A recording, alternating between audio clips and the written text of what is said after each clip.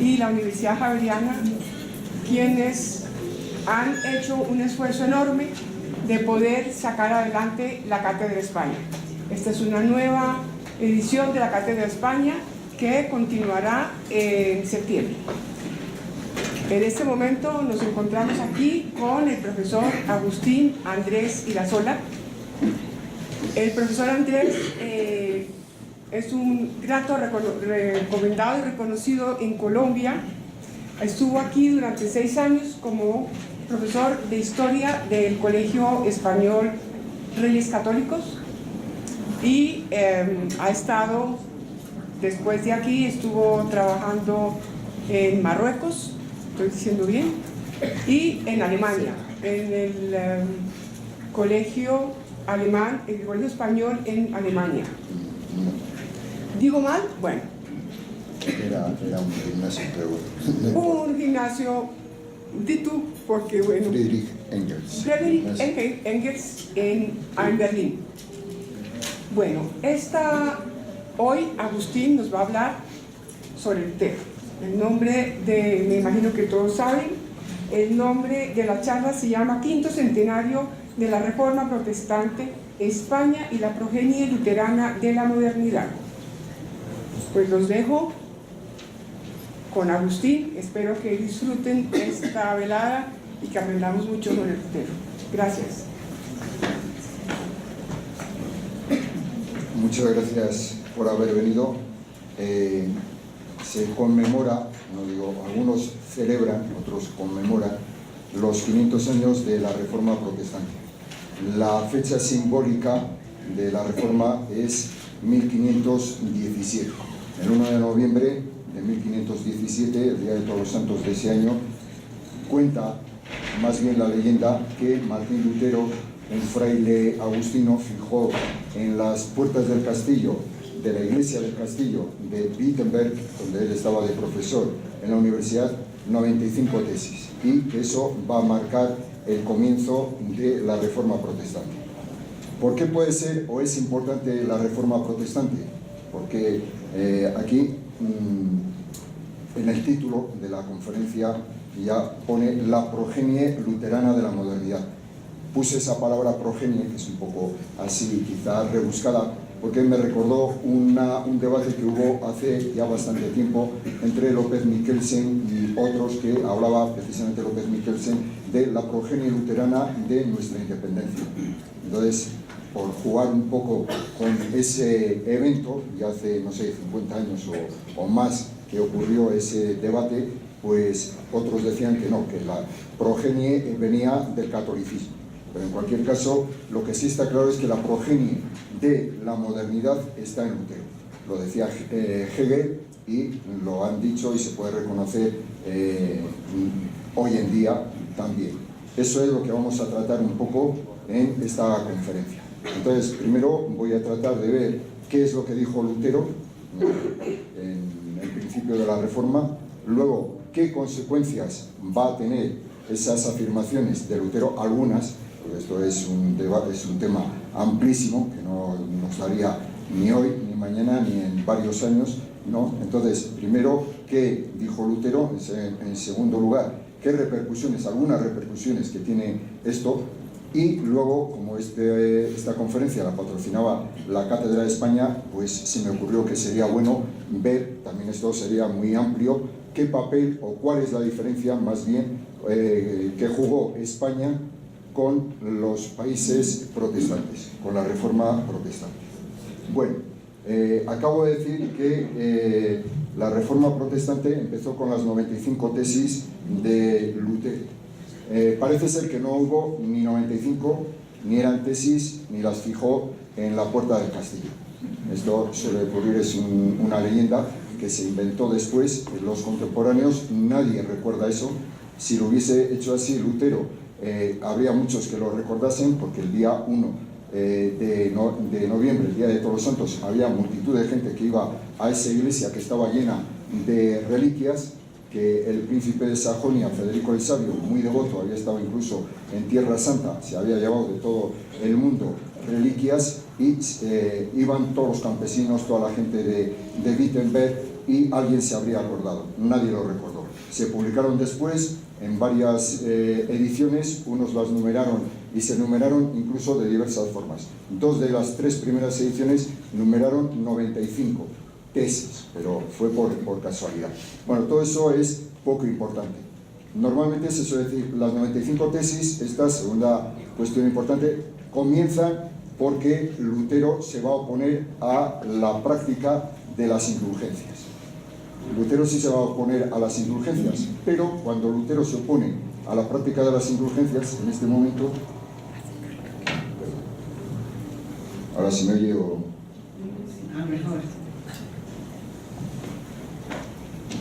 No voy a repetir lo que he dicho.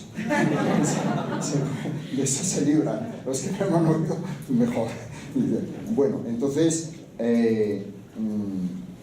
Lutero, cuando se opone a la práctica de las indulgencias, ya había hecho, diríamos, su conversión a lo que va a defender después. Básicamente, los puntos más importantes de lo que va a ser la teología protestante ya los había visto Lutero, e incluso los había escrito, los había enseñado, etc.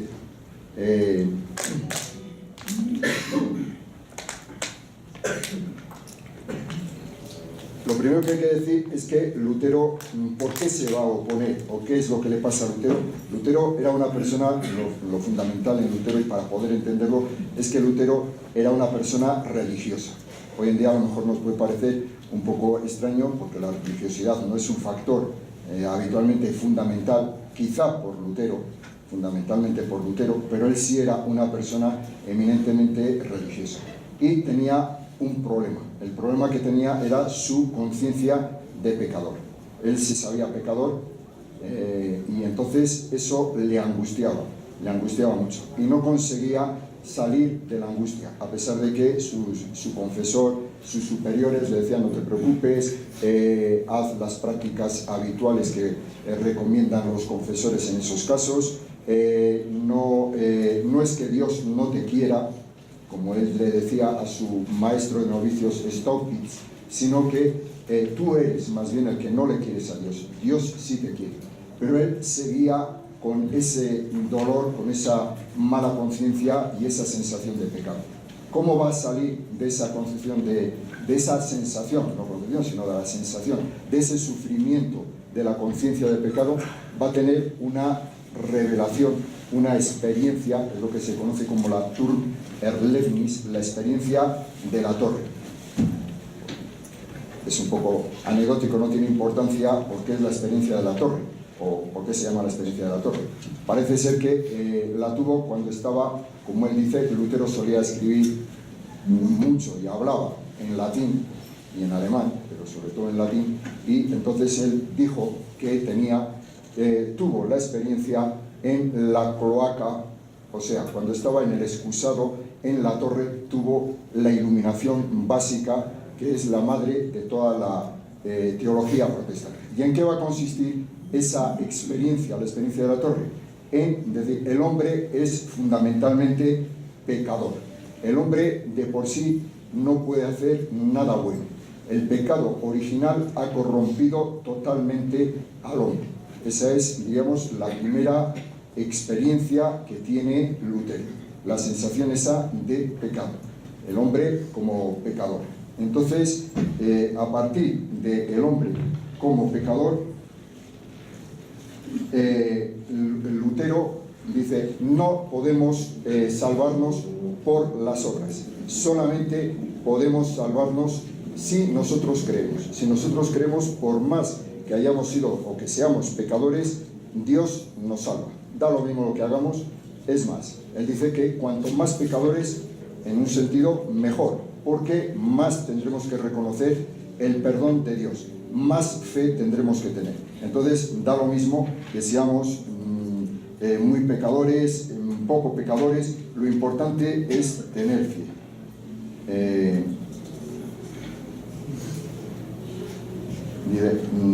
Voy a leer una cita textual. Según las sutilezas de los teólogos escolásticos, ¿qué es el pecado original? Es una privación o carencia de la justicia original. pero según el apóstol, no solo es privación de una cualidad en la voluntad y de luz en el entendimiento y de vigor en la memoria, sino la absoluta privación de toda rectitud y fuerza en todas las potencias del alma y del cuerpo, y además la propensión al mal, la náusea del bien, el hastío de la luz y de la sabiduría, el amor del error y de las tinieblas, la fuga y abominación de las buenas obras. O sea, aquí se sintetiza, diríamos, el primer principio de Lutero, la sensación de pecado, de ser pecador fundamentalmente. Bueno, entonces había experimentado ya Lutero esta sensación, esta experiencia, había tenido esta experiencia, por una parte el pecado, por otra parte la salvación a través de la fe, cuando empiezan a predicar en Wittenberg y en toda Sajonia, empiezan a predicar las indulgencias. Quizá merezca la pena decir algo sobre las indulgencias, porque en aquella época a lo mejor se entendían mal y quizá hoy pues se entiendan menos todavía. ¿Qué eran las indulgencias? Las indulgencias eran según la idea que tenía la doctrina de la Iglesia Católica, cuando uno peca, si quiere ser perdonado, tiene que confesarse. Cuando se confiesa, recibe el perdón de la culpa. Pero, como en cualquier delito que se comete, existe una culpa y existe una pena. O sea, tiene que haber una restitución. ¿Cómo se hacía esa restitución? Con obras buenas. Uno se confesaba, estaba en gracia, hacía oración, hacía penitencia, podía hacer peregrinación a diversos sitios, y también otra de las cosas que podía hacer era pagar un dinero, dar un dinero. ¿Para qué se utilizaba este dinero? Este dinero se utilizaba, en principio, se podía utilizar bien y se podía utilizar mal, obviamente.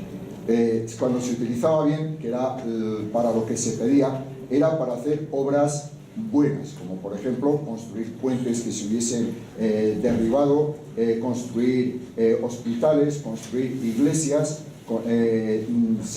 liberar a gente que hubiese sido capturada por los musulmanes, etc. Entonces, eso eran las obras buenas. Bien, es verdad que había muchas indulgencias que se utilizaban mal.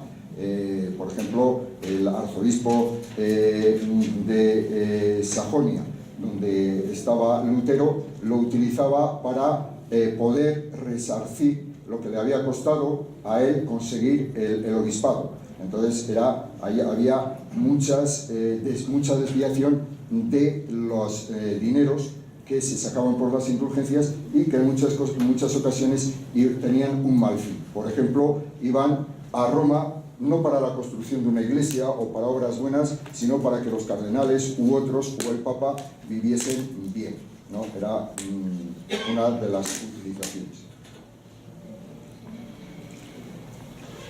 Entonces, esta mala utilización del dinero de las indulgencias es lo que va a rechazar Lutero. Lo que pasa es que hasta ese momento no era nada original, porque en aquella época había habido muchas críticas del mal uso de las indulgencias. En aquella época se habían publicado muchos libros, muchos panfletos, se llamaban los gravámina de la nación alemana, que eran los gravámenes, las cargas que tenían, decían los alemanes, que tenían por parte de la Iglesia romana. Quizá tenían más que otros países. Francia, por ejemplo, no tenía nada de estos porque los reyes habían decidido que no daban nada. En España, por ejemplo, había mucha menos carga también en este sentido que en Alemania. Pero en Alemania, quizá por estar dividida en varios estados y por la tradición, había muchas cargas que eran bastante pesadas. De todas formas, a los alemanes siempre les ha gustado quejarse, ¿no? Después de la Primera Guerra Mundial, por poner algo paralelo a este episodio, después de la Primera Guerra Mundial, cuando les pone el Tratado de Versalles, les impone pagar unas indemnizaciones alemanas a Alemania, resulta que estuvieron quejándose, o el plan Young, el plan no sé qué, les fueron reduciendo y acabaron de pagarlas, no sé si fue en el 2011 o algo por el estilo, lo que debían las indemnizaciones que les habían puesto en 1918. O sea, tardaron aproximadamente 100 años, ¿no? Los franceses se quejaban menos. Después de la guerra franco-prusiana pagaron inmediatamente, en pocos años, y habían resarcido a los alemanes, que les vino muy bien, por cierto, ese dinero, y no protestaban. Los alemanes protestaban. Entonces estaba de moda protestar entonces contra las indulgencias. Bueno, entonces esta lucha contra las indulgencias, es una lucha contra todas las obras buenas, porque no hay ninguna obra buena, contra todas las que se reputan como obras buenas. Lutero decía, no hay obras buenas, porque el hombre no puede hacer nada bueno por el pecado original. Pues entonces decía, las indulgencias no sirven para nada. Y como no sirven para nada, por eso fundamentalmente se oponía a las indulgencias. La lucha es importante esto, porque se suele decir lo contrario, pero Lutero no se subleva contra la Iglesia por la inmoralidad de los eclesiásticos. Ellos luego lo van a reconocer, los protestantes, los luteranos, van a tener mucha inmoralidad. Y como dice él, si fuese por eso, lo que tendríamos que hacer era ir donde el Papa, donde los cardenales, donde los obispos, y ayudarles a que se convirtiesen, pero no dejarles que se hundiesen en el fango y en la condenación. Si se va a separar es fundamentalmente por cuestiones religiosas. ¿Cuáles son estos principios fundamentales? Pues los principios fundamentales se han solido resumir en los solus, ¿no? Sola fide, solus Christus y sola Escritura. Entonces voy a ver un poco en qué consisten estas tesis del luteranismo. En primer lugar, ¿de dónde le vienen a Lutero estas ideas estas ideas teológicas? Lutero va a beber fundamentalmente en dos fuentes teológicas y filosóficas. Por una parte, más bien teológicas. Filosóficamente, Lutero rechaza la filosofía. Él va a decir que nosotros los cristianos no tenemos que ser filósofos. Una de las consecuencias que vamos a ver luego es que en el luteranismo, en el siglo XVI y en el siglo XVII, en el protestantismo en general, no va a haber filósofos. Ustedes no van a encontrar filósofos hasta el siglo XVIII. En el siglo XVIII, con la Ilustración, es cuando en Alemania empieza a haber filosofía. Por otra parte, surge la literatura alemana. También uno se coge una historia de la literatura alemana. No es que no haya escritores alemanes antes, los hay, pero no escribían en alemán, solían escribir en latín, en francés. Leibniz, por ejemplo, alrededor de 1700, le hacen una consulta sobre si, entonces, en 1700 aproximadamente, si el alemán era una lengua culta o no, si se podía escribir filosofía, ciencia, etcétera, en alemán o no se podía escribir. Él va a decir que sí, aunque él apenas va a escribir en alemán, escribe en latín o escribe en francés. Federico el Grande escribió todo en francés, Federico el Grande de Prusia. Bueno, entonces no hay filósofos, en gran medida por este rechazo de Lutero a la filosofía. ¿Por qué? Porque al estar corrompido el hombre, las potencias del alma están también, el alma humana está corrompida, las potencias del alma, que según la filosofía escolástica eran la inteligencia y la voluntad fundamentalmente, la inteligencia está corrompida y la voluntad no es que esté corrompida, sino está, diríamos, sobredimensionada. Y por otra parte, tampoco hay una voluntad libre, no hay libre albedrío.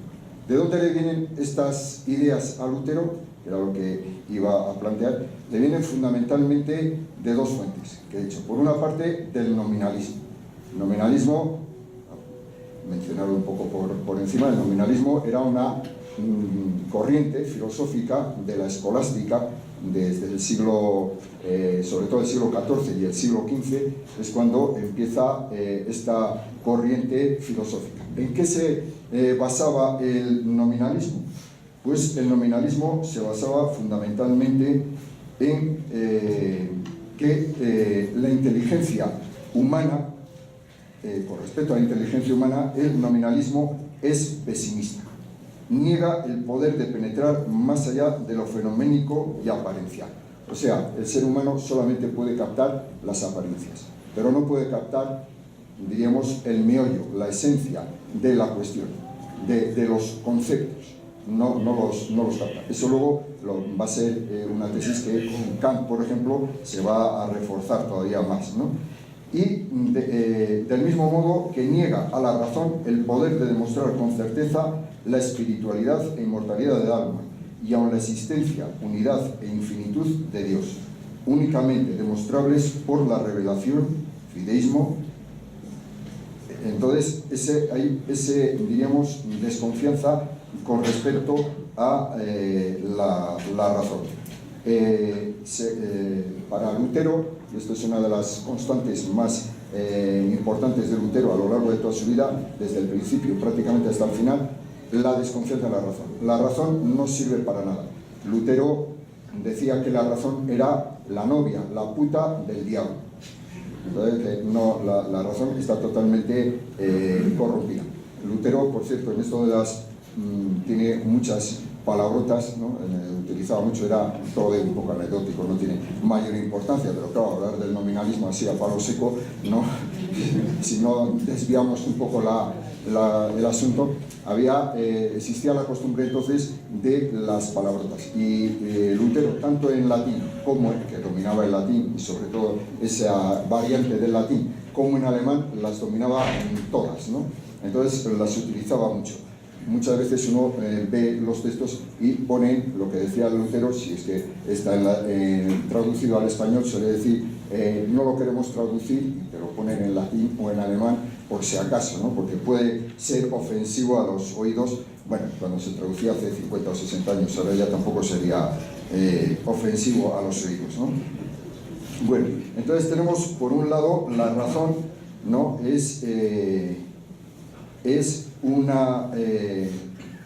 Está totalmente corrompida, y esto proviene del nominalismo.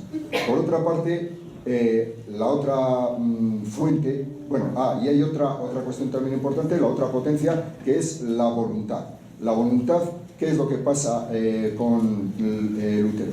Para Lutero, la voluntad dice que el libre arbitrio o libre albedrío es nada, que no existe.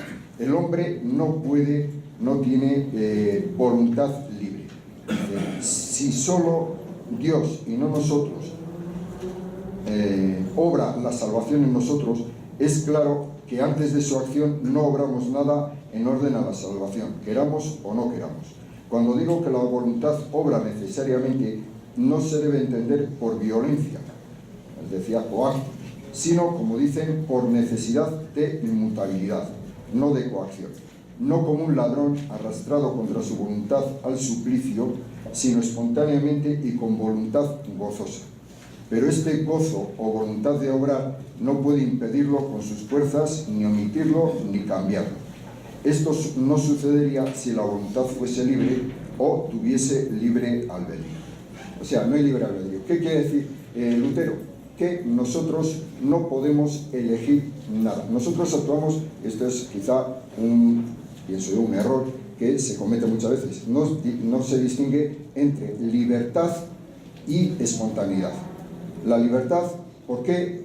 Y Lutero tuvo fue un factor muy importante en esta no distinción de libertad y espontaneidad, o mejor, convertir la espontaneidad en libertad.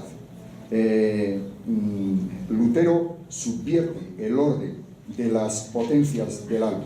Tradicionalmente, por lo menos para el tomismo, la potencia más importante era el intelecto, o sea, el entender, el captar el ser.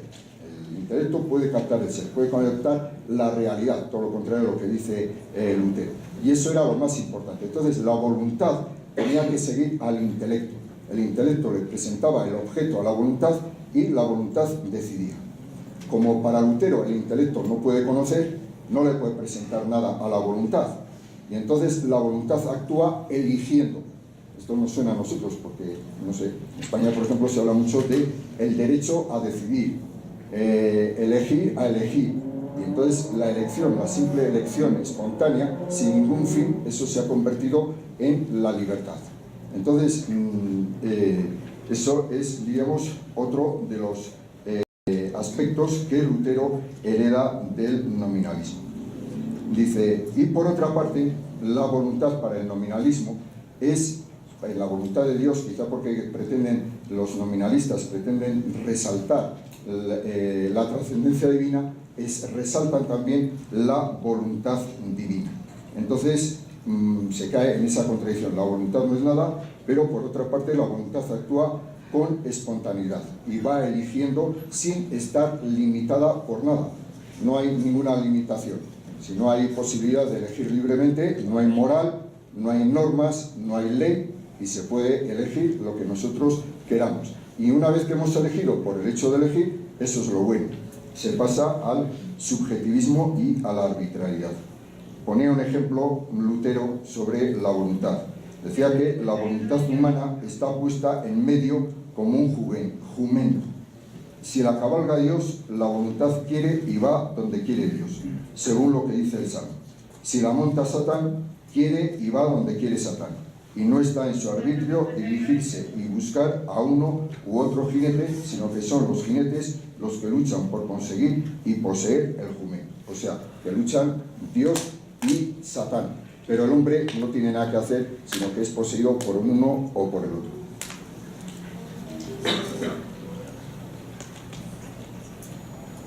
De aquí se deduce que al no tener libre albedrío, pues la libertad solamente puede ser libertad negativa. Esto es otro de los conceptos también claves del Estado moderno, la libertad negativa.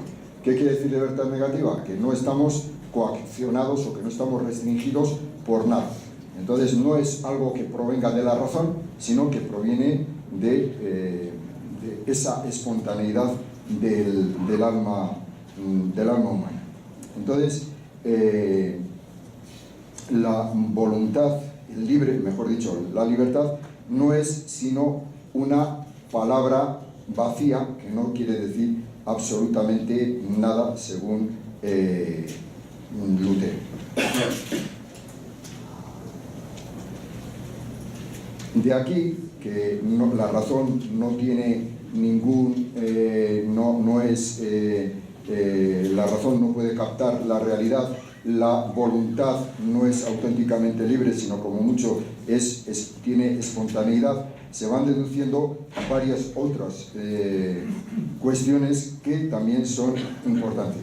Por ejemplo, para Lutero, ya que las obras no sirven para nada, y solamente la fe nos salva, de ahí se deduce que las obras no sirven y por consiguiente lo exterior tampoco sirve, y la iglesia exterior, la iglesia tal y como se había entendido en la Edad Media y se entiende la Iglesia Católica, la sigue entendiendo hasta hoy en día, la iglesia exterior, la iglesia con jerarquía, no sirve para nada. Por eso Lutero rechaza el papado, rechaza a los obispos, rechaza a los monjes, rechaza, como ya hemos visto, las indulgencias, rechaza la penitencia, rechaza la mayor parte de los sacramentos. Lutero va a dejar los 7 sacramentos reducidos a 2, que son a 3, que son el bautismo, la comunión, que va a llamar la cena, y por otra parte la penitencia. Aunque él dice que el único que realmente es sacramento, y los otros son 3 manifestaciones de ese sacramento, es el bautismo. Entonces, todo lo que sea exterior para Lutero no tiene importancia y lo rechaza. Dice, oigamos ahora la palabra de Cristo ante Pilatos, cuando preguntado por su reino respondió, mi reino no es de este mundo. Expresión clara que distingue a la Iglesia de todas las sociedades mundanas, porque ella no es corpórea, o sea, no es civil. Y este ciego romanista, se refiere con el que estaba discutiendo, la hace sociedad corpórea como las demás. Con esto queda indicado que la Iglesia entera no tiene más cabeza aún sobre la tierra que Cristo. Y como el hombre, que consta de 2 elementos, cuerpo y alma se define por el alma, así la Iglesia se define por la fe, que es su alma. El que más cree, espera y ama es el mejor cristiano, de donde se ve que la cristiandad es una sociedad espiritual. ¿Quién será tan insensato que diga que un alma tiene que tener una cabeza corporal? Añade, el antiguo sumo sacerdote se dejaba regir como un súbdito por los reyes. ¿Por qué el Papa se deja besar los pies y quiere ser rey de todos los reyes, cosa que no hizo el mismo Cristo? Entonces, esto lo escriben sobre el papado de Roma contra el famosísimo romanista de la Iglesia. Entonces, tenemos aquí otro aspecto importante, el rechazo de la Iglesia jerárquica, que va a tener a su vez unas repercusiones muy graves en el aspecto político, como vamos a mencionar enseguida.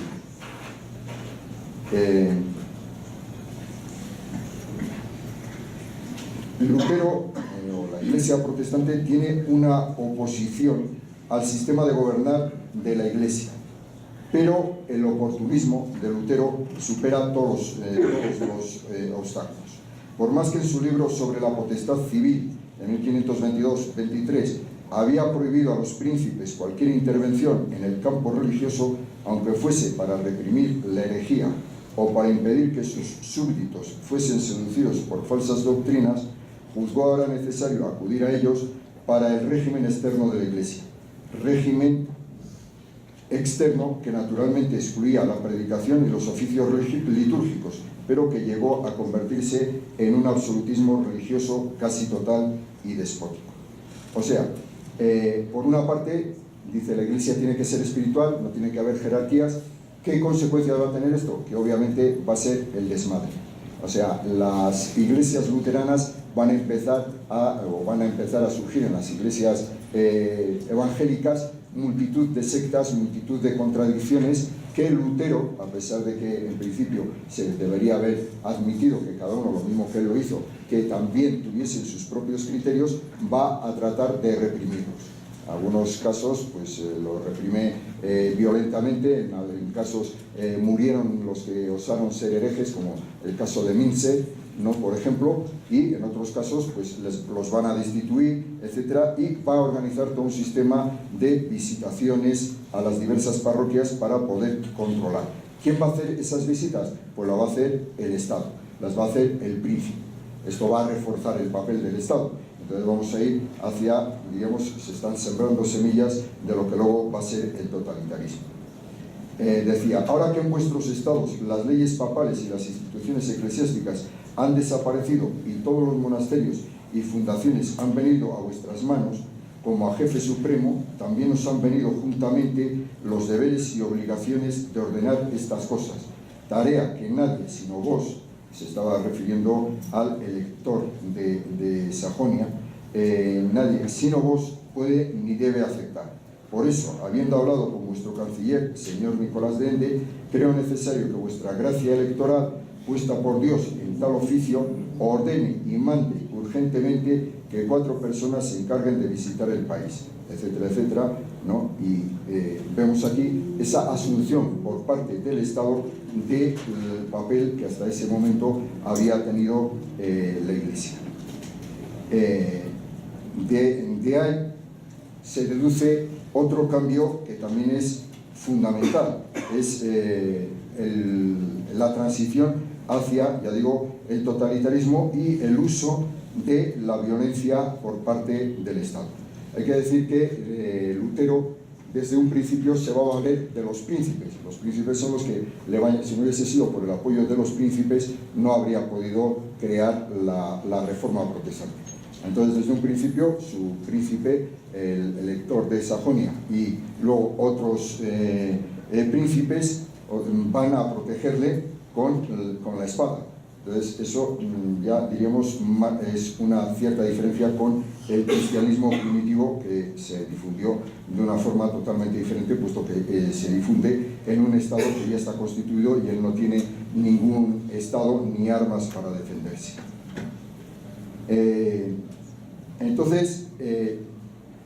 hay una cuestión importante porque la reforma va a quebrar el orden de la cristiandad. Hasta ese momento había una cristiandad en Europa que estaba basada, con respecto a las cuestiones temporales, en una doctrina que venía del siglo V, era del Papa Gelasio, de las dos espadas, las dos sociedades, mejor dicho, las dos sociedades perfectas.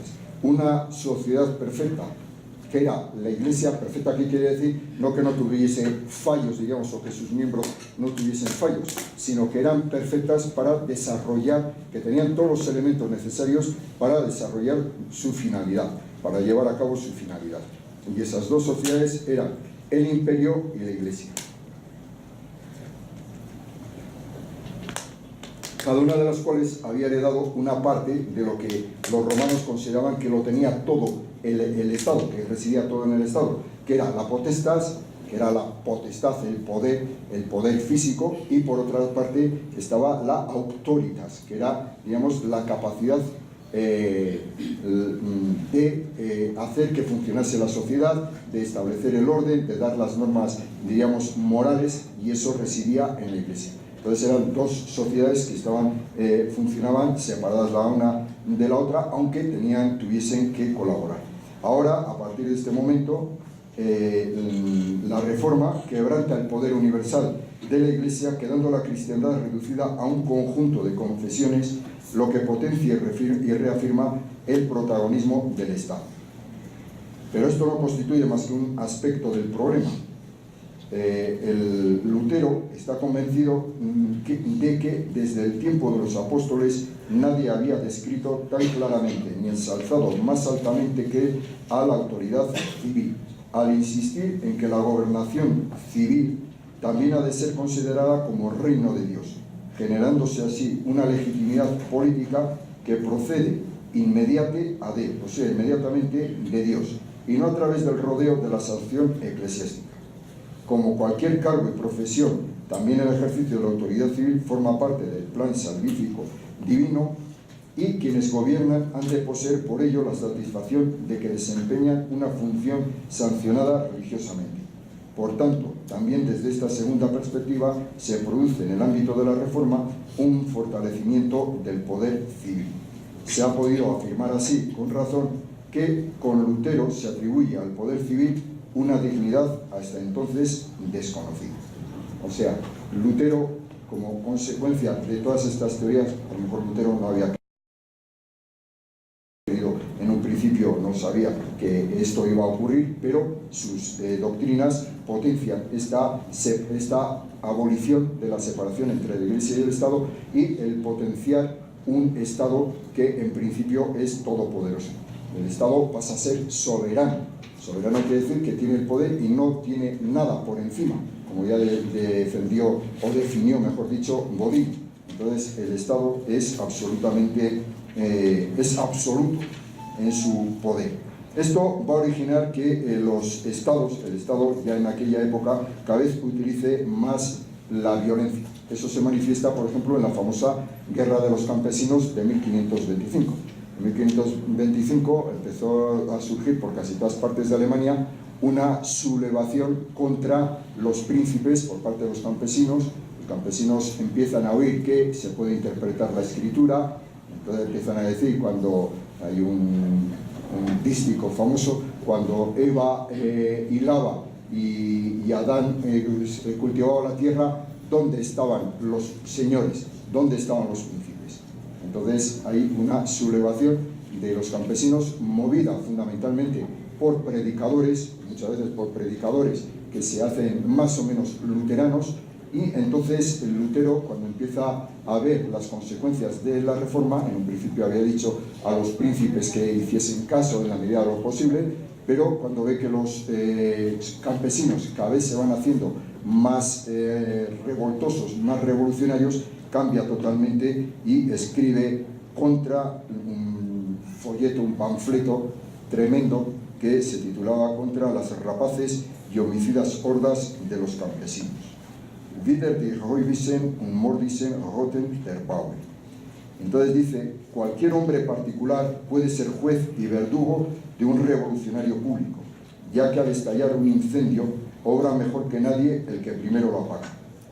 Esta consecuencia, y de aquí deduce, al sedicioso hay que abatirlo, estrangularlo y matarlo privada o públicamente, pues nada hay más venenoso, perjudicial y diabólico que un promotor de sediciones. De igual manera que hay que matar a un perro rabioso, porque si no acabas con él, acabará él contigo y con todo el país. En tercer lugar, cubren estos con el Evangelio un pecado tan horrible y espantoso, haciéndose llamar hermanos cristianos, con lo que se hacen los mayores blasfemos y profanadores del santo nombre de Dios.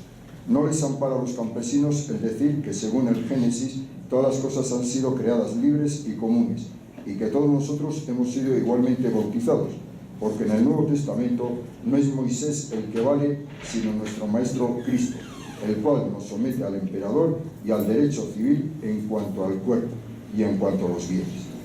Así pues, debe la autoridad acosar, golpear, estrangular, ahorcar, quemar, decapitar y tullir a la plebe, al Señor todos, para hacerse temer del pueblo y tenerlo manso.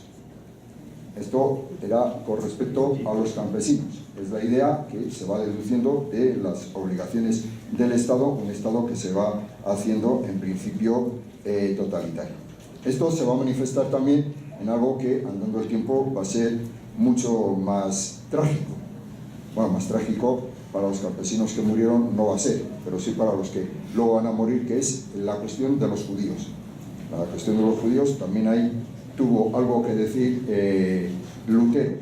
Es conocido que cuando estaban sentados en el banquillo de los acusados, los nazis, en el juicio de Nuremberg, se planteó, los nazis plantearon que si viviese Lutero, estaría sentado allí con ellos en el banquillo de los ocupados. ¿Por qué Lutero tenía esta, que vamos a, decía, por ejemplo, qué había que hacer con Lutero, con los judíos? Y Lutero decía que había que destruir sus sinagogas, que trabajasen solamente en el campo, que no pudiesen salir a los caminos, etcétera, etcétera. Y le preguntaron una vez a ver si era lícito dar una bofetada al judío blasfemo. Y Martín Lutero, esto como ejemplo simplemente de lo que decía Lutero, dijo que máxime, o sea, por supuesto, yo quise una vez darles una bofetada a uno.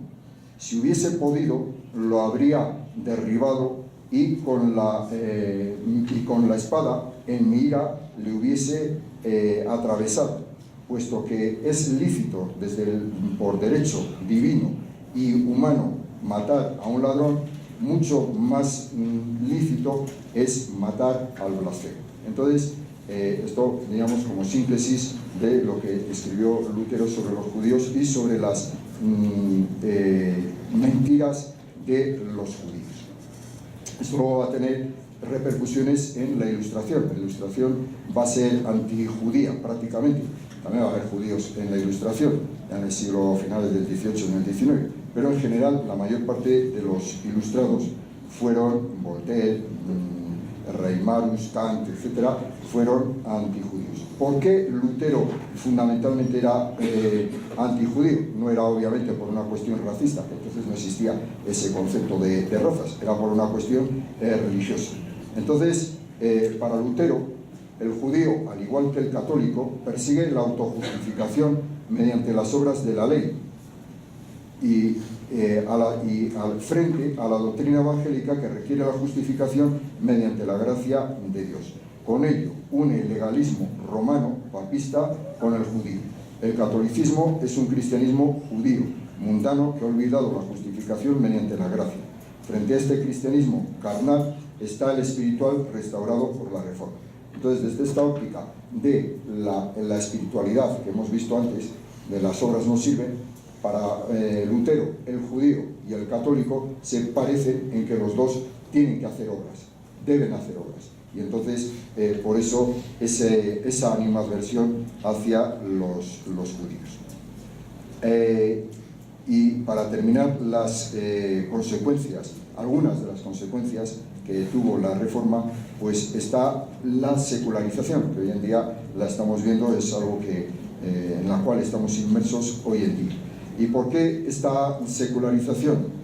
No era, por supuesto, no estaba en el ánimo inicial de Lutero, lejos de él, ya he dicho que era una persona eminentemente religiosa, pues fundamentalmente porque tras la destrucción de la Iglesia jerárquica, de la naturaleza caída, el derecho se debe construir contra la naturaleza. El cristiano es libre, pero como hay pocos, y es una cuestión puramente espiritual, interior, el ciudadano debe someterse al poder. El derecho no tiene un orden superior al que referirse. El poder es alguacil y verdugo. Entonces, el derecho no tiene que basarse en principio, el derecho de la sociedad civil no tiene por qué basarse en ninguna norma superior al margen eclesiástica, etcétera, sino que se basará en algo totalmente fuera de la Iglesia, en algo totalmente secular. Bueno, y para terminar la conferencia voy a decir algo sobre el papel de España. Luego supongo que nos dejarán debatir, podemos debatir todo lo que queramos, que habrá mucha gente que tenga a lo mejor una visión totalmente diferente de la mía, lo cual es mucho mejor, así podremos discutir más. Bueno, entonces, ¿cuál es el papel de España en todo esto? Aquí también hay una gran variedad de aspectos que se podrían ver. Podríamos tratar, que no lo voy a hacer, el papel de Carlos V y de los españoles que están en Alemania, ¿no?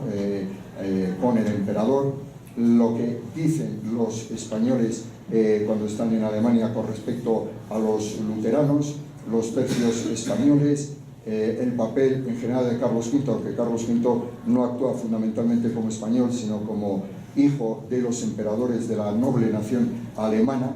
Se consideraba, era también en parte alemán y se consideraba alemán. Entonces, pero sí que va a defender una idea que, podríamos decir que es española. No por ser española, sino por ser católica. Aparte, en este momento hay una fusión entre catolicismo y España. España es católica, fundamentalmente, evidentemente católica, y decide ser católica en este momento y defender los valores tradicionales del catolicismo. Mejor eso es lo más interesante, pienso yo, en este momento. La Iglesia española, ¿por qué no tuvo una reforma? La Iglesia española empezó a reformarse, una reforma de tipo protestante, empezó a reformarse antes de que Lutero empezase su movimiento. Ya en la época de los Reyes Católicos, ya a finales del siglo XV, el cardenal Mendoza o el cardenal Cisneros empieza la reforma de la Iglesia. Sobre todo, ahí tiene un papel muy importante el cardenal Cisneros, que reformó las órdenes religiosas, la mayoría, un movimiento que también en la época de Lutero querían empezarlo y empezaron, de hecho, en Alemania. Lutero se va a rebelar precisamente contra esos intentos de reformar su propia orden, porque ya había adquirido su teología, y entonces una reforma a base de mayor piedad, unas costumbres más austeras, etcétera, etcétera, mayor pobreza, más oración, todo eso a Lutero le parecía que era obra diabólica, entonces se opone obviamente a las reformas. En España se han ido haciendo las reformas, con Cisneros fundamentalmente, de las órdenes religiosas, que luego van a seguir. Se va a Cisneros, por ejemplo, otra de las cuestiones se suele hablar, que no he mencionado, pero desde lo más famoso de Lutero, la traducción de la Biblia al alemán. Hay que decir que ya había, no sé, por lo menos 18 traducciones de la Biblia al alemán cuando hizo Lutero la primera traducción, y era un movimiento, el movimiento bíblico, que había en todos los países. Quizá donde más fue en España. El cardenal Cisneros, es conocido, mandó publicar, imprimir la famosa Biblia políglota complutense, una Biblia que estaba en griego, en hebreo y en latín. Para ello cogió los mejores expertos que pudo, y los mejores manuscritos que consiguió, que eran caros. Hubo una renovación también de las universidades, Cardenal Cisneros, por ejemplo, la Universidad de Alcalá de Henares, que la mandó construir a sus expensas, algo parecido a lo que también por otra parte se empieza a hacer en Alemania. La Universidad de Wittenberg es paralela a la Complutense. Cuando llega la Reforma, habían pasado 15 años aproximadamente de la fundación de la Universidad de Wittenberg. Era una universidad muy joven. Entonces, me voy a centrar solamente, para luego poder discutir, en dos cuestiones que me parecen fundamentales del mantenimiento en España, por parte de España, de la versión tradicional de la cristiandad, ¿no? España ahora se va a convertir, a partir de este momento, diríamos, en una cristiandad reducida. De la cristiandad que había sido toda Europa, va a pasar, la cristiandad va a estar reducida solamente, fundamentalmente, a España, Portugal, ¿no?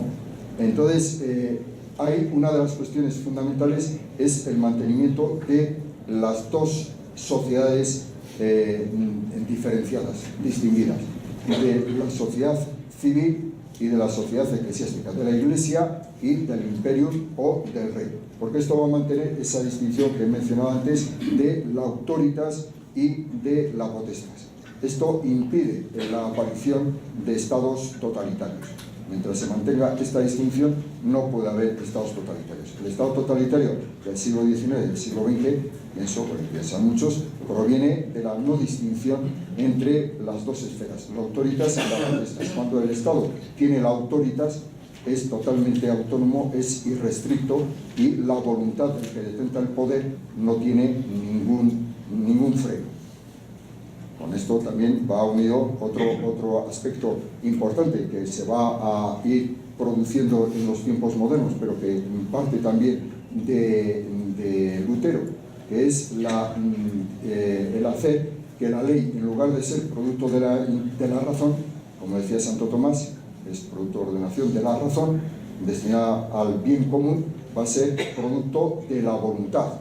Por consiguiente, el que detenta la voluntad puede imponérsela a los demás. No tiene que hacer algo de acuerdo con la razón, sino de acuerdo con la voluntad. A veces la voluntad es de todos, a veces es la voluntad de unos pocos. Entonces, otro aspecto importante es el Concilio de Trento. En el Concilio de Trento hubo la mayor parte de los que defendieron las diversas tesis, tanto a nivel filosófico como a nivel teológico como a nivel disciplinario, fueron españoles. Y por mencionar solamente una intervención, voy a mencionar la de Diego Lainez, el 26 del 10 de octubre de 1546. Diego Lainez era jesuita de origen judío y luego va a ser el general de la Compañía de Jesús. Aquí en la Javeriana está bien mencionar a algún jesuita, ¿no? Entonces, Diego Lainez tuvo una intervención en el Concilio de Trento que quizá fue la más famosa en su momento. De hecho, en la iglesia de Santa María la Mayor de Trento, que es donde tuvieron lugar las sesiones del Concilio de Trento, cuando se celebró en Trento, obviamente, que fueron la mayoría, hay un cuadro que representa la intervención de Diego Lainez. ¿Y qué intervención tuvo Diego Lainez? ¿Qué defendió Diego Lainez? Ahí defendió la idea de que el hombre tiene libre albedrío. Había algunos padres que, por aproximarse a los luteranos y por hacer una componenda entre los diversos sectores, pues trató de amenguar este libre albedrío. Sin embargo, Diego Lainez defendió esta tesis con ardor. Puso un ejemplo, el ejemplo del hijo del rey que lucha por el rey. Entonces los protestantes le dice, sería el equivalente que el rey le dijese, te voy a dar unas muy buenas armas, yo voy a luchar por ti y por consiguiente vas a triunfar. La idea católica es, yo te doy muy buenas armas, es la gracia, pero tú tienes que luchar. Si tú no luchas, no hay nada que hacer, no vas a vencer. Entonces eso es la reafirmación del libre albedrío. En la sesión sexta, el canon cuarto, lo voy a leer, es breve, dice: si alguno dijere que el libre albedrío del hombre, movido y excitado por Dios, nada coopera, asintiendo a Dios que le cita, y llama para que se disponga y prepare a lograr la gracia de la justificación, y que no puede disentir aunque quiera, sino que como un ser inanimado nada absolutamente obra y solo sea como sujeto pasivo, sea excomulgado. O sea que se hace una defensa clara del libre albedrío. Es digamos, un momento estelar de la lucha por la libertad del género humano. Aquí se reafirma esa idea de la libertad del hombre, que era por otra parte la tradicional. Y ya para terminar definitivamente, solamente quiero mencionar a Suárez, que es otro de los grandes, también jesuita, y que tiene un libro famoso que se llama Defensio Fide, defensa de la fe, contra el rey de Inglaterra. El rey de Inglaterra había dicho que el rey recibía el poder directamente de Dios y que por consiguiente era libre para decidir como le pareciese a él, sin tener que acatar normas morales ni las mismas normas jurídicas que hubiese habido, etc. O sea que tenía un poder totalmente absoluto. Suárez aquí dice: se sigue finalmente de esta tesis, de la tesis que él defiende, que defiende Suárez, que ningún rey o monarca recibe o ha recibido de ley ordinaria el poder político directamente de Dios o por institución divina, sino mediante la voluntad y la constitución humana. Es este el egregio axioma de la teología, no por burla, como propala el rey, sino de verdad. Debidamente entendido, es certísimo y muy necesario para comprender los fines y los límites del poder político. O sea, Suárez está defendiendo aquí la doctrina tradicional de la Iglesia. Él da toda una serie de citas de autores, Santo Tomás, el cardenal Bío, no sé cuántos más, que defienden lo mismo. Ya digo, desde Santo Tomás. En última instancia es el principio ya de la escuela, de la escolástica, que dice: lo que a todos toca o compete debe ser decidido por todos, que en el caso de España se remonta ya a la época de los visigodos. Dice: pues bien, lo que dicen los santos padres de la libertad de cada hombre y de la servidumbre opuesta a dicha libertad se aplica igualmente a la persona colectiva o moral de una comunidad humana o del Estado, porque siendo regida directamente por Dios mediante el derecho natural, es libre y dueña de sí. Esta libertad no excluye el poder de gobernarse a sí misma y de mandar a sus miembros, sino que más bien lo incluye, pero excluye la sujeción del Estado a otro hombre en cuanto depende de solo el derecho natural. Pues a ningún hombre Dios otorgó inmediatamente semejante poder, mientras no sea trasladado a un individuo por medio de una institución o elección humana. Además, la opinión de San Agustín confirma magistralmente esta tesis cuando dice: pacto general de la sociedad humana es obedecer a sus reyes. Con estas palabras significa que el poder de los reyes y la obediencia que se les debe tiene su fundamento en un pacto de la sociedad humana y por consiguiente que no tiene su origen en la inmediata institución divina, pues el pacto humano se contrae por voluntad de los hombres.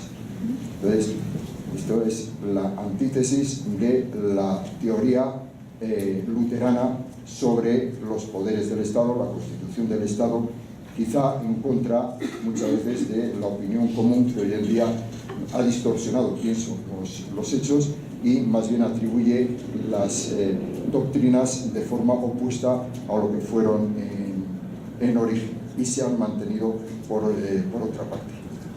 Pues con esto, si estoy por terminar la conferencia, espero no haber aburrido demasiado.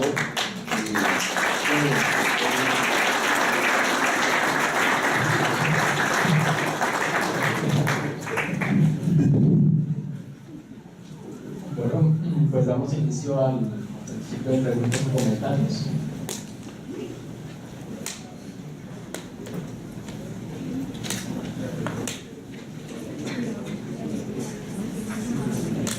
Si yo quisiera preguntar, en forma muy particular, ¿por qué España, bueno, obviamente tomó la Iglesia y el Estado como doble cabeza, pero ¿hasta qué punto esto es una respuesta de la reconquista española que busca desde muy temprano sacar a judíos y a moros de la península, incluyendo un territorio portugués? Gracias. El territorio portugués en un principio era territorio español, todavía no había diferencia. Todavía en la época de Camões, en el siglo XVI, dice que portugueses y castellanos, españoles somos todos. ¿Por qué quiso expulsar a los musulmanes? Bueno, la reconquista es una cosa, los judíos, la expulsión de los judíos es otra, y la reconquista tiene que ver con la expulsión de los musulmanes. Eso es una cuestión interesante. Decía Julián Marías que España decidió en el siglo VIII, en el 711, bueno, un poquito después, cuando llegan los musulmanes e invaden la península, decide ser cristiana. Un grupo, por lo menos de cristianos, deciden mantenerse cristianos y europeos. Elige un caso único en la historia prácticamente universal, porque prácticamente todos los territorios que han estado ocupados por el Islam se han mantenido ocupados por el Islam. ¿Por qué utiliza la violencia? Porque antes la habían utilizado contra ellos. Obviamente, si querían los musulmanes, no fueron ahí como predicadores, no predicaban. Los musulmanes llegaron a la península, la conquistaron mediante la violencia. Obviamente la única forma de expulsar a unos señores que tienen la violencia es utilizar las armas. En aquella época, de todas formas, además se pensaba que la religión era suficientemente seria como para, digamos, tratarla también con seriedad. Entonces se pensaba que esa era la forma de recuperar la península. Hay que decir una cosa que normalmente se suele ignorar. Los cristianos fueron expulsados para el 1125, no quedaba ningún cristiano en territorio musulmán. Hay el mito ese de la convivencia de las tres culturas, etc. Eso es solamente su mito. Los cristianos, igual que los judíos, en la zona ocupada por los musulmanes eran ciudadanos, vamos a llamarlos así, de segunda categoría. Tenían que pagar una serie de impuestos, y mientras pagasen esos impuestos les podían tolerar, y sus testimonios en un juicio eran de inferior categoría a los de los musulmanes, etc. Y por otra parte hubo varias persecuciones de los cristianos por parte de los musulmanes. En el caso concreto, los musulmanes fueron expulsados de la península ibérica en 1609 con la expulsión de los moriscos. O sea, duraron desde 1125 a 1609 casi 500 años más los musulmanes en territorio cristiano que los cristianos en territorio musulmán. Y además eso fue porque podrían haber seguido seguramente los musulmanes si no hubiese sido porque en aquella época, en aquel momento, estaba atacando los turcos y tenían, como era una cosa pública y notoria y se comprobó, una quinta columna, una ayuda para una posible invasión de España. Hay que tener en cuenta que los turcos asedian Viena y que están a punto de conquistar Viena. Conquistan toda la península balcánica, la mayor parte de la península balcánica, entonces eran un peligro importante. Estaban en todo el Mediterráneo, en la zona norte de África, y eran un peligro importante. No sé si, bueno, queda algo de los judíos, pero a lo mejor lo vemos. Muchas gracias por su conferencia. Yo quisiera preguntarle, quisiera preguntar sobre lo que significa todo este movimiento que se dio antes de Lutero, que se venía, incluso que Lutero fue parte de ese movimiento que se denominó la Devotio Moderna.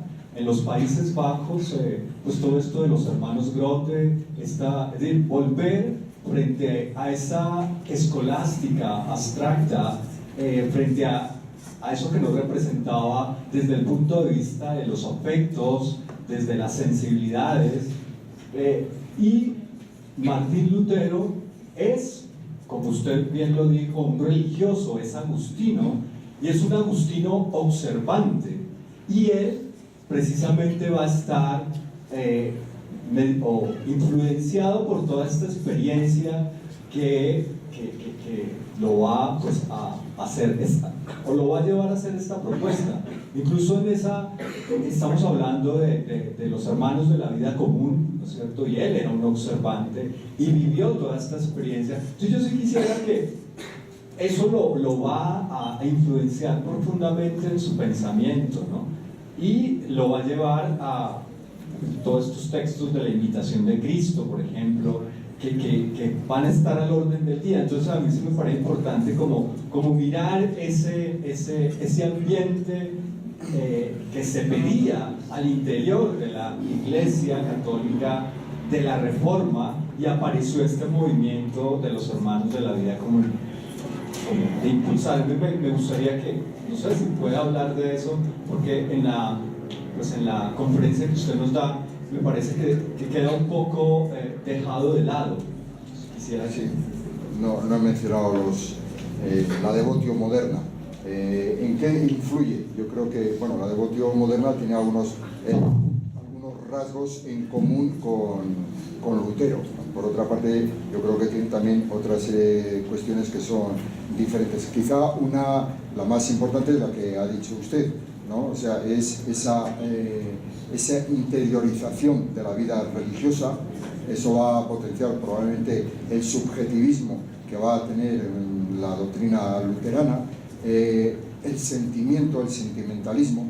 Es también curioso, eso es algo que luego va a calar, ese sentimentalismo luterano. Yo creo que cala en el sentimentalismo alemán. De alguna manera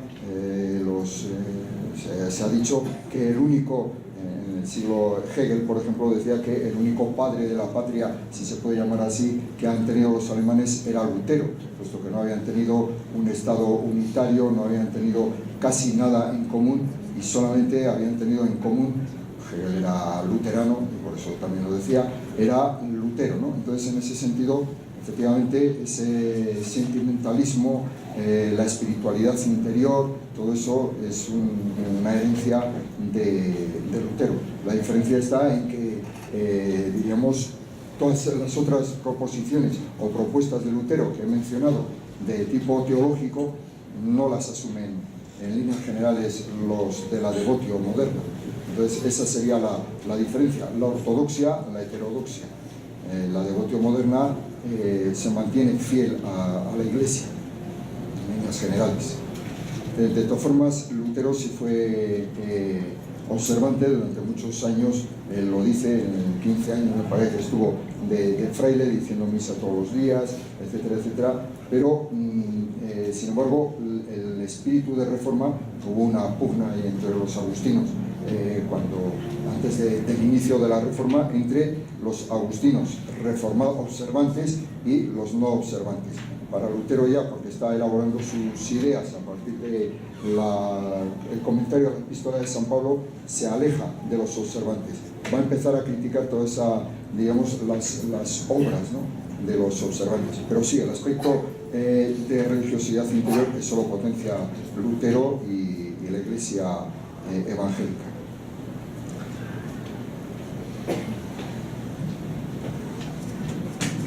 Me gustaría mencionar una frase de Donoso Cortés, que yo creo que reafirma todo lo que usted ha dicho, es que en toda cuestión teológica, en toda cuestión política hay una cuestión teológica de fondo.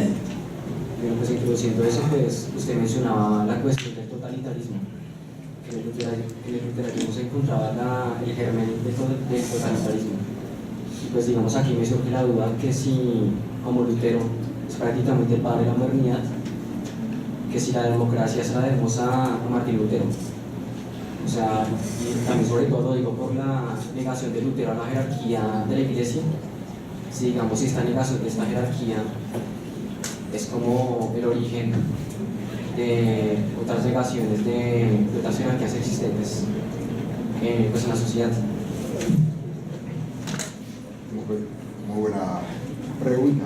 Yo creo que Lutero es el origen de los dos aspectos, del aspecto, podríamos decir, de la democracia y del aspecto totalitario. Puede parecer una contradicción, creo que no es contradicción. La democracia tiene unos aspectos, mejor dicho, el Estado democrático tiene unos aspectos que pues son comunes también al totalitarismo. ¿En qué sentido? yo creo, por una parte, la omnipotencia del Estado. El Estado, la voluntad, hoy en día un Estado democrático puede imponer prácticamente cualquier ley, porque la democracia moderna presupone que no hay un poder exterior al del Estado. El Estado, se dice, es soberano. Entonces, lo que dice el Estado, quizá por convenciones, por costumbres, por el sentido de la prudencia, no decide todo lo que podría decidir. Pero estamos viendo que el Estado moderno se inmiscuye prácticamente en todas las esferas de la vida humana. En ese sentido, es, diríamos, se aproxima al Estado totalitario. Entonces, ¿y por qué? Hay una que lo ha mencionado, me parece interesante. Yo creo que es porque se ha alejado de que, eso que mencionó antes, el papel de la Iglesia no reconoce una norma exterior. Y al no reconocer una norma exterior al Estado, el Estado es omnipotente y puede actuar democráticamente en ese sentido, o puede actuar, digamos, totalitariamente. Digamos que el problema, más que de democracia, estaría en el problema del liberalismo. A veces se contrapone, y un liberal ahora saldría como estaría totalmente en contra de lo que estoy diciendo, pero el liberalismo, en cuanto a las normas, están totalmente fuera de, mejor dicho, no hay ninguna norma exterior, no se reconoce. El problema también que no he mencionado es que para Lutero, por ejemplo, el problema de la conciencia. La conciencia reconoce unas normas que no las crea ella, o simplemente se crea sus propias normas. Ese es, diríamos, el trasunto fundamental. Y creo que todo eso proviene de Lutero por las diversas razones que he mencionado antes. Y estoy de acuerdo con lo que decía Donoso Cortés, obviamente, sobre los problemas políticos y la relación con la teología.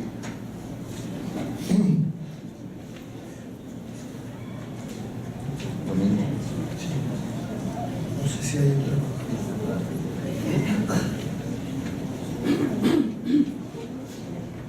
Muchas gracias. Tendría dos interrogantes respecto a, por un lado, la Reconquista. Creo que, como hay muchos estudiantes de historia, simplemente quería como decir que ahí es un debate, un libro que se llama La tergiversación del pasado, que expone que hay muchas versiones del asunto, ¿no? Pero ese tema de la conferencia. Sin embargo, el tema de la solidaridad, la feliz convivencia entre jesuitas, pues es un poco idealista. Sin embargo, hay estudios al respecto que muestran varias facetas del mismo.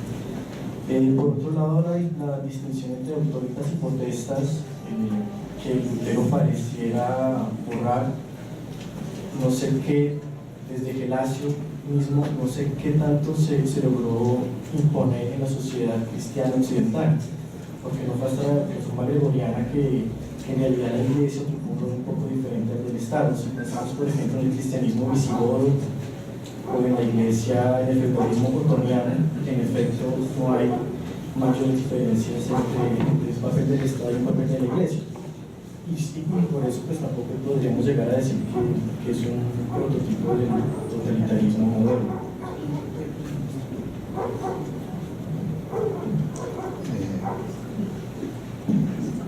Lo de la Reconquista prácticamente es otro tema, pero en el Estado visible ahí hay que distinguir dos cuestiones. Una es la cuestión, diríamos, de la teoría, y otra la cuestión, diríamos, de la práctica.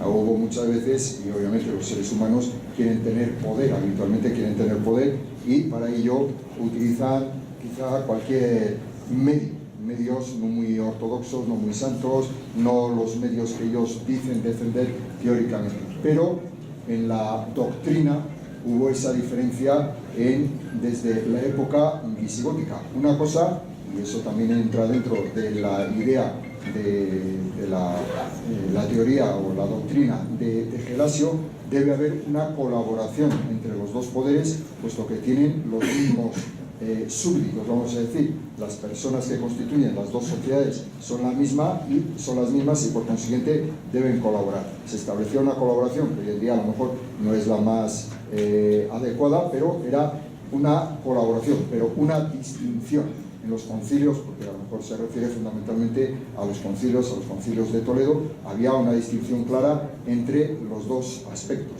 En cualquier caso, por ejemplo, en el concilio cuarto de Toledo, lo estaba buscando, pero bueno, no voy a leer. En el Concilio IV de Toledo hay un canon sobre los judíos y establece taxativamente que los judíos no deben ser convertidos por la fuerza. Eso estoy hablando del siglo VII, finales del siglo VII. Entonces, desde ese momento, nada que ver con el totalitarismo moderno.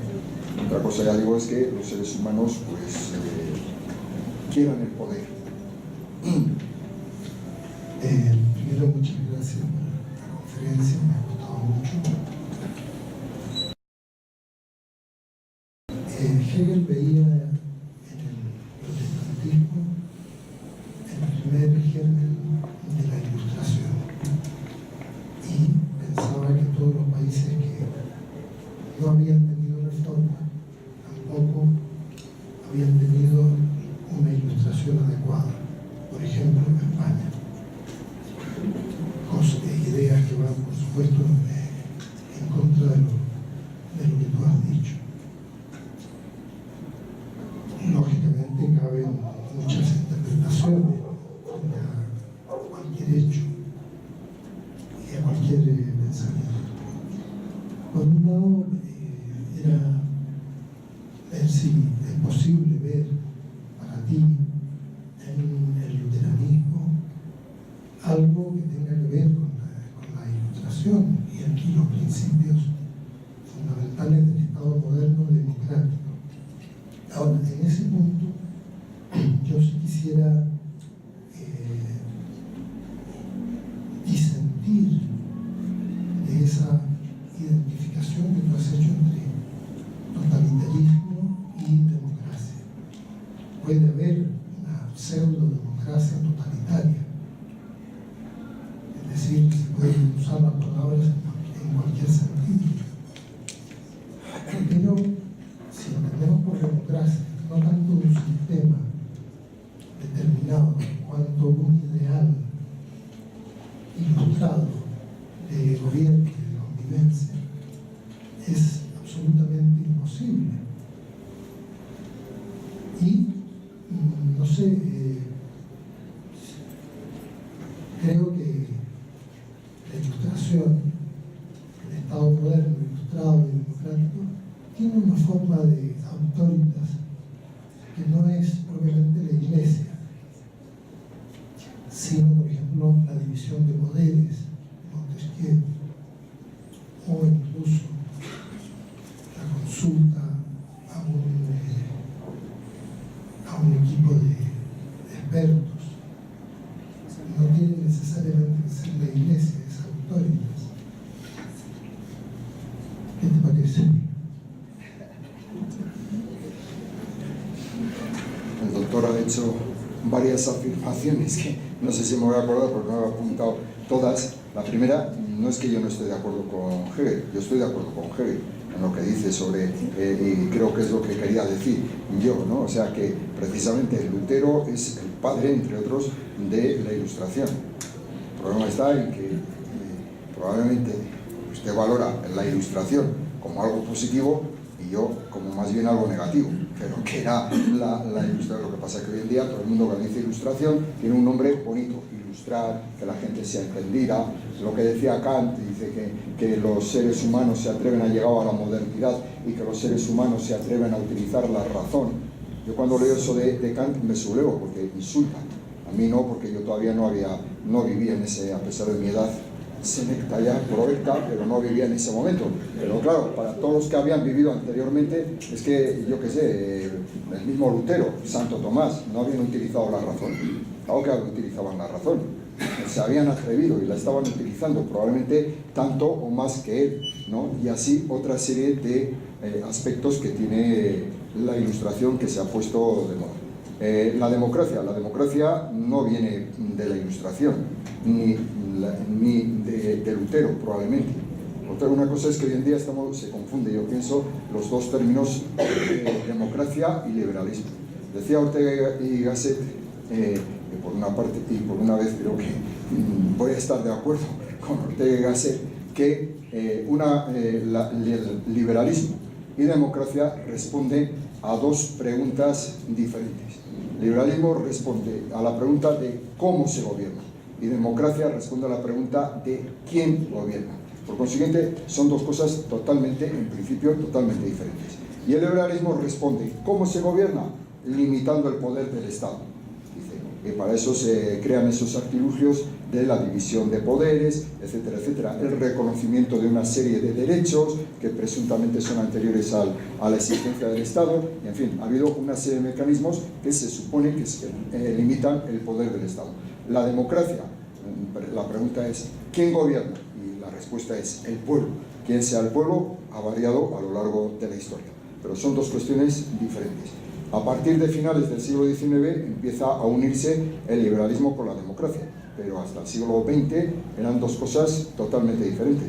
Los liberales no eran demócratas y los demócratas probablemente no eran liberales. Los liberales restringían el derecho de voto a los que no eran ricos y había una serie de restricciones, y los demócratas les importaba probablemente un pimiento a muchos demócratas el liberalismo, los derechos, etcétera, etcétera. Ellos querían otra cosa, el gobierno para el pueblo, el derecho de asociación, el derecho de manifestación y cosas por el estilo, sufragio universal. Eso es lo que van a ir pidiendo la democracia. Son dos cosas diferentes. Y es obvio que hoy en día la autoritas no la tiene la Iglesia, desgraciadamente. Porque si tuviese esto, no, otro gallo cantaría en las sociedades modernas, pienso yo. Sé que probablemente esté en minoría, pero bueno, lo vamos a hacer, es bonito estar en minoría. Da gusto el estar no sé, he contestado algunas de las preguntas, pero luego cuando salgamos podemos seguir. Todavía tenemos muchos años para seguir discutiendo. Bueno, le agradezco mucho sus palabras que me han abierto los ojos para conocer muchas consecuencias del protestantismo que realmente ignoraba. En su conferencia dio a entender que el absolutismo y el totalitarismo que practicaron Luis XIV en Francia y Carlos I en Inglaterra tienen como origen el protestantismo. Bueno, ¿usted cree que esto explicaría el silencio del Papa Francisco frente a la dictadura de Maduro en Venezuela, que es un gobierno injusto y totalitario que dio curso a la Asamblea Constituyente para eternizarse en el poder? Yo creo que me hagan preguntas de las cuales no tengo ni idea de la respuesta, porque el Papa de momento, y dudo que lo haga en algún momento, no me comunica sus decisiones, porque no tengo ni idea, la verdad. No sé por qué el Papa no se ha manifestado, si no se ha manifestado, si sería lo más conveniente que se manifestase de otra manera, no lo sé, la verdad es que no tengo ni idea. Ahora, sí estoy de acuerdo con que la dictadura de Maduro es una dictadura, ¿no? Una dictadura horrible, eso sí. Y ahora, que por otra parte el Papa tuviese que hacer, no sé, una declaración, yo, yéndome a otro caso, no es este, porque de este no sé, y además todavía yo por lo menos no puedo evaluar todos los datos, pero por ejemplo hay el caso famoso de Pío XII, los nazis, etc. Los obispos alemanes, holandeses, escribieron una carta pastoral criticando, oponiéndose a los nazis, y la consecuencia fue que la represión se recrudeció, deportaron a muchos más judíos, a mucha más gente, y hubo muchas más muertes probablemente como consecuencia de ese hecho. Y el Papa, por ejemplo, Pío XII, decidió no utilizar esas vías de condenas a bombo y platillo, no sé, y estentóreas que podían conducir a situaciones peores que las que se trataba de evitar. Pero del Papa Francisco no tengo ni idea.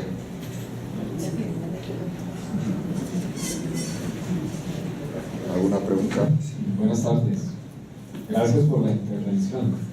Solamente quería, comentar algo y de pronto hacer una preguntita a partir del comentario. Yo no comparto la idea de que a Lutero se debe el origen de la democracia ni el totalitarismo. Yo creo que son anacronismos. Hacer esas aseveraciones creo que son muy exageradas. No lo digo por usted, sino en general, porque sé que es una idea general que existe. Creo que eso responde a muchas otras variables. Lutero era un monje sencillo, era un profesor de teología y sus intereses inicialmente eran muy teológicos. De hecho, en varias afirmaciones que hace, él dice que su conciencia está cautiva a la palabra de Dios. Y en sí sus afirmaciones son más, repito, teológicas más que políticas. Yo creo que lo que se atribuye a Lutero tiene que atribuirse más bien a una segunda o tal vez una tercera generación posterior a Lutero, a Melanchthon y a otros que siguieron a Lutero, porque como alguien dijo por ahí, Lutero no era luterano así como Jesús no era cristiano. Creo que hemos atribuido más de lo que muchas veces afirmamos. Y un ejemplo de esto es con relación a la separación de poderes, Iglesia-Estado. El mismo Lutero no lo pone en práctica porque él pide ayuda con el príncipe que usted menciona, el elector de Sajonia, y los primeros luteranos, o de hecho todos los luteranos después, se van a casar con el Estado. La iglesia luterana también va a ser una iglesia del Estado, no va a ser una iglesia aparte del Estado. Cuando ocurre la Confesión de Augsburgo, 1529, que es cuando se da el nombre a los protestantes como tal, se dividen también lugares. Entonces, por un lado van los católicos, por otro lado van los protestantes luteranos, pero allí no hay una separación de poderes. Uno encuentra una separación de poderes un poquito por ahí un poquito que luego sí va a ser tal vez muy fuerte en la reforma radical, en los anabautistas. Los anabautistas de una manera muy radical sí le dicen no al Estado y a ese matrimonio que hace tanto daño con el Estado. La pregunta es, a partir de esa pequeñita observación, más bien pensando en una segunda o tercera generación de luteranos, incluso de otros reformadores no luteranos, que siguieron los caminos de Calvino, que siguieron los caminos de Zwinglio, más bien sí que se puede encontrar allí, para lo que después va a ser un Estado, lo que se va a conocer como la secularización o los principios de la modernidad. Gracias. Yo estoy de acuerdo con que no se puede atribuir a Lutero todo el desarrollo que ha tenido el Estado moderno, y además para Lutero era imprevisible. Estoy de acuerdo en la mayor parte de las cosas que ha dicho. Yo lo que he tratado de decir es que Lutero sembró unas semillas que fueron cayendo en tierra fértil y que se fueron desarrollando y dieron el árbol que hoy tenemos, ¿no? Pero fueron las primeras semillas, por eso me parece que es importante Lutero. Por ejemplo, el Estado... Ahí está el problema, precisamente. El Estado luterano siempre ha sido un Estado confesional. O sea, el Estado luterano, o mejor dicho, los luteranos, los evangélicos, siempre han estado unidos al Estado. El Estado era el soporte y lo que era más grave. Y eso por ahí viene, diríamos, uno de los aspectos de la modernidad. El Estado era el que detentaba la autoritas, no había esa distinción, y eso es el peligro, eso es el origen del peligro del Estado totalitario. Hitler, por ejemplo, los nazis eran los que detentaban la autoritas. Ellos decían lo que había que hacer, ellos los imponían la ley, las normas morales, etcétera, etcétera. No había otra instancia superior. Por cierto, los únicos que también hay un hecho desgraciado es que los protestantes alemanes en su mayoría se adhirieron a los nazis, formaron una iglesia, era la iglesia reformada alemana, una iglesia que estaba, diríamos, sometida al poder nazi. Muy pocos protestantes, hubo algunos, Bonhoeffer y algunos otros, que formaron la iglesia confesora, que se llamaba, que se opusieron al nazismo, y algunos de ellos luego, sobre todo a partir de la Segunda Guerra Mundial, cuando las cosas se clarificaron, que por otra parte era más difícil oponerse a Hitler, más mérito tuvieron, murieron mártires, ¿no? Sin embargo, la Iglesia Católica desde un principio se opuso al nazismo. De hecho, antes de la asunción de los nazis al poder, los católicos no podían pertenecer al partido nazi. Se firma luego el concordato como una vía que es la típica de la Iglesia, de tratar de, diríamos, salvar algunos trastos, salvar lo posible de la crisis que se estaba avecinando, y la Iglesia se da cuenta que eso fracasa, y el Papa Pío XI va a publicar la encíclica Mit brennender Sorge, con ardiente preocupación, en el año 1937, que es la única protesta masiva que se hizo en Alemania contra los nazis. Y si uno lee, que la puede leer, está en internet, en español también, si lee la encíclica, pues se da cuenta de que para los católicos, un católico realmente fiel a las enseñanzas del Papa, la única solución, yo creo, que habría sido el martirio. Era difícil. Hubo muchos mártires católicos en Alemania, yo creo que por esa tradición de oposición al Estado, digo, en la Alemania nazi. Vamos a ver el caso, no sé, de Klaus Senner, que era el jefe de la policía del Estado de Prusia, un abogado, en aquella época era un civil, no era policía, y que lo destituyeron, y en 1934 lo asesinaron en su despacho en Berlín. Por ejemplo, el que era deán de la catedral de Berlín, que mandó cartas respetuosas a las autoridades nazis diciendo que no se podían matar a los enfermos, etcétera, todo lo que se llamó la solución final, la T4, etcétera, que no se podía hacer, y también lo mandaron al campo de concentración. Y bueno, de otros muchos. Si alguien va a Berlín, en la Catedral Católica, en la entrada se puede ver perfectamente unos cuantos de todos los mártires solamente de la diócesis de Berlín, pero está lleno Alemania de casos así.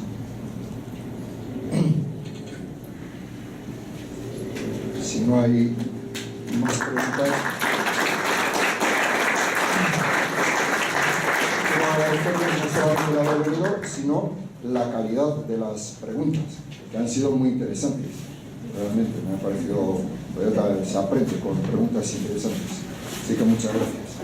Muchas gracias, profesor.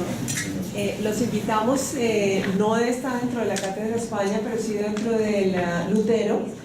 El próximo jueves a las 4 de la tarde se llama La Reforma y Teatralidad, en el Jaime Hoyos, en el edificio 95, por si quieren venir. ¿Mañana? No, de mañana en noche, 24. Aquí vamos a poner el anuncio. Auditorio Jaime Hoyos, que es en el edificio 95, donde casi siempre estamos nosotros. Sí, en la cátedra. A las 4 de la tarde.